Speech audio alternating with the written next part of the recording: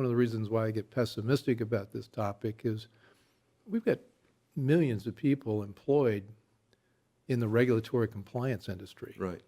And, you know, big corporations, I don't know, GE probably has, I don't know, 20, 30,000 people dealing with all the Sure. regulatory stuff they've got to deal with. And then they're spending all sorts of money in Washington lobbying to make sure they get outcomes for things they want. And, I mean, if you've got that many people with a stake in the existing regulatory regime, how do does it change? how do you change it? Yeah.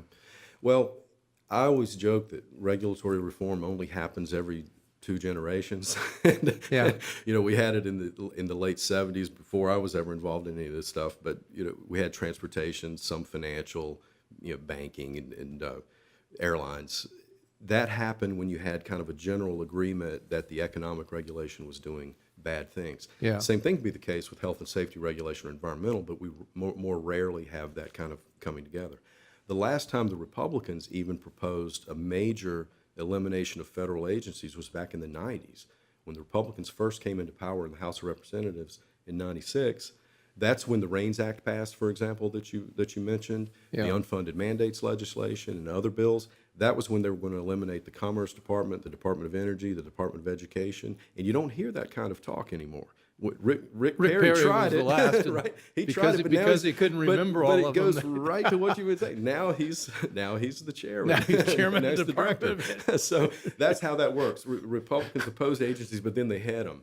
It was a little, Mick Mulvaney was a little different, but it was Well, I was the- I was responsible for the Trump transition, building plans for all the economic agencies, and I don't think the SBA really needs to exist. I think the private Right. sector can provide all the things for small business more effectively than the SBA can. Can I give them one plug? Not for any loans, but SBA was the only entity you might know that ever did any aggregate costs of the regulatory state, and they've kicked that aside, and now there's nothing.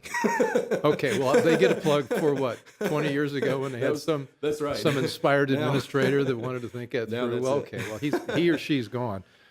But I sort of thought, you know, Trump came in thinking we ought to get rid of agencies and things like that, and we had a one-page plan for the SBA basically, which is shouldn't have it. Right.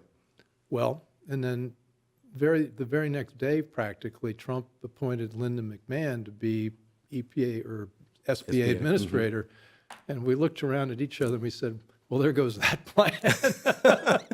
Right. She's They're- certainly not going to put herself out of business.